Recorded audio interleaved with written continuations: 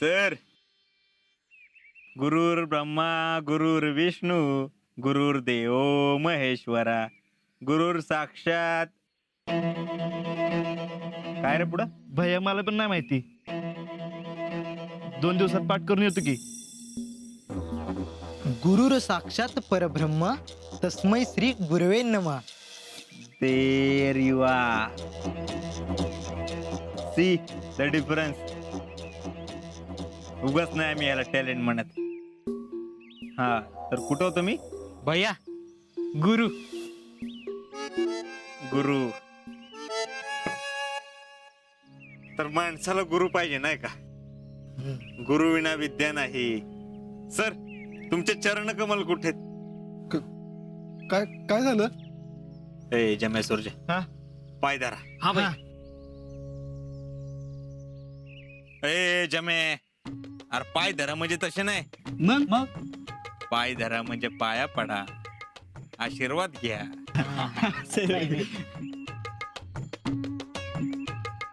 हे काय करताय भैया? माझी एवढी पात्रता नाहीये. हो सर. अहो तुम्ही आमचं किती मोठं काम केलं याची तुम्ही कल्पना करू शकत नाही. शीतलला पास करून तुम्ही एक नवीन आदर्श घालून दिलाय. मला समजलं नाही.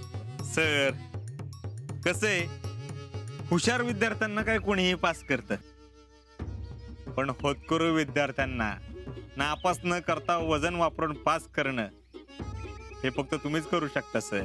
अहो माझं काय नाही भैया. नाही भैया, अहो यांनीच पास केले. काय रे सुरजा? होय होय, तुम्ही का बसा. हेच केलंय. अहो शीतल तिचं तीच पास झालीये. सर, अहो नाही नोकरी जात तुमची.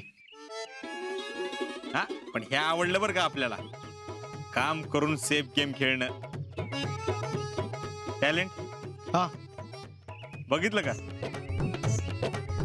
आळी मेळी गुप छिळी, या कानाचं त्या कानाला खबर नाही. हा सर, अशी माणसं आवडतात बरं का आपल्याला. जमे हा. गिफ्ट.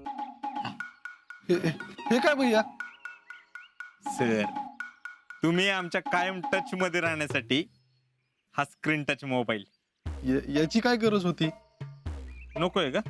जमे घे परत आपलं. चल. नाही नाही, आता तुम्ही एवढ्या प्रेमानं दिलाय तर ठेवतो. परीक्षा संपल्या म्हणजे विषय इथंच थांबत नाही.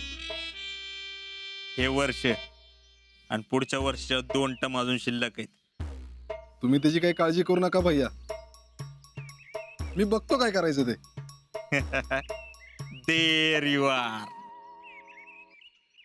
या आता.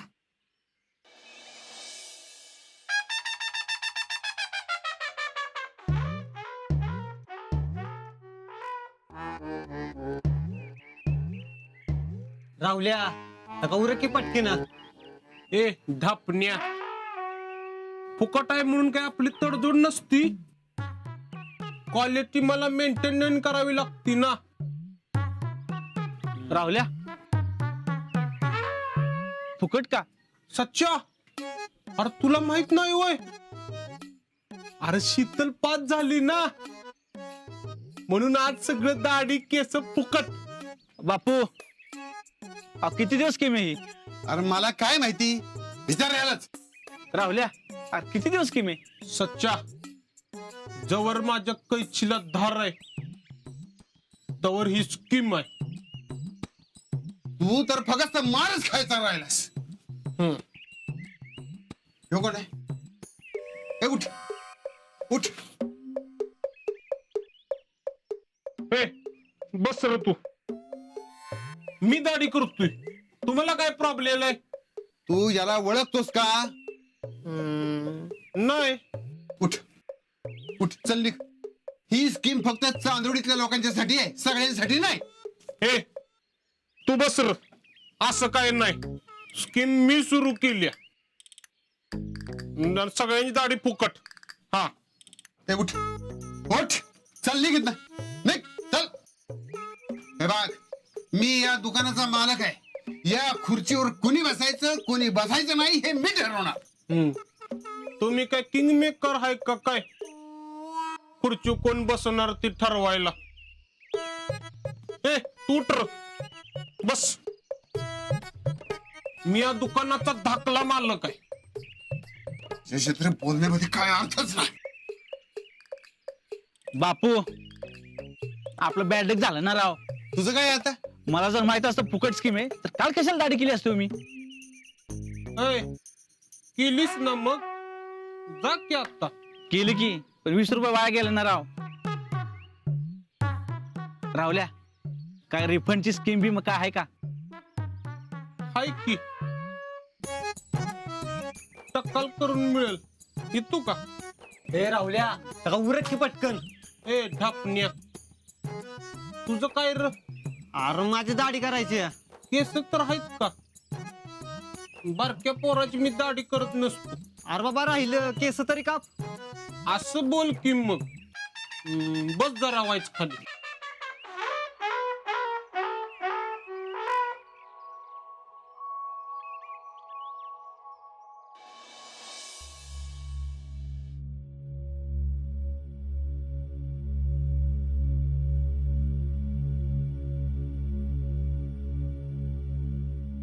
डेडे काय ग मम्मी ही शितली बिनधास्त घरी यायला लागली की ग. येऊ दे की मग. अगं येऊ दे की काय येऊ दे. घरी येता येता घरची चून बसल.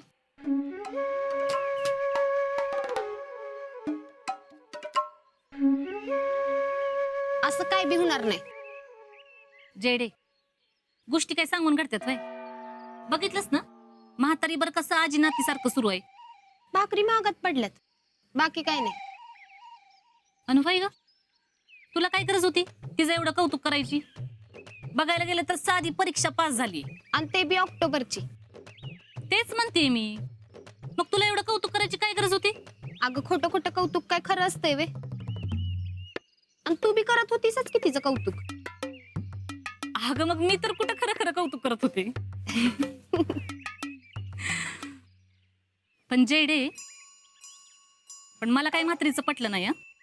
बघितलंस ना म्हातारीनं 100 रुपयाची नोट हातावर ठेवली. तुझ्या कधी हातावर दिली का 10 रुपयाची नोट काढून. जाऊ दे ग मम्मी, कधी नव्ह ते पास झाली. मग तू कधी पास होत नाहीस वय. का आजपर्यंत एकदा बी झाली नाहीस. तुझ्यासाठी कनवटीचा रुपये तरी काढला का कधी. जाऊ दे सोड. सोड काय सोड. तुझा एवढा साखरपुडा ठरवला मी. म्हातारीनं किती धुमाकूळ घातला लक्षात आहे ना. आणि तू म्हण सोड. हे बघ मम्मी, विरोधाला विरोध करून काहीच होत नाही. हे बघ जेडी तू उगाच त्या शितलीच्या नादाला लागू नकस. आणि अजिबात तिच्या संग राहू नकस. उगाच काहीतरी उद्योग वाढून ठेवशील. असं काय बी होणार नाही. उलट ती जेवढी आपल्या बरोबर राहील तेवढं आपल्यासाठी चांगलं आहे. ती कसं काय. ती काय करतेय काय नाही याच्यावर लक्ष ठेवायची आपल्याला काही गरज नाही.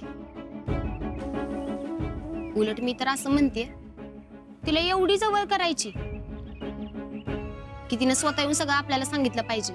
अगं भय पण त्यानं काय होणार आहे. कसं आहे मम्मी, तिचं कच्च पक्क दुवं माहीत असल्याशिवाय आपल्याला नेमका कुठं घाव घालायचंय हे कळणार नाही. मी साखर पेरणी सुरू केली. आज आनंदाची बातमी घेऊन आली. उद्या काही वाईट बातमी असेल तर ती बी धावत येऊन आपल्याला सांगेल.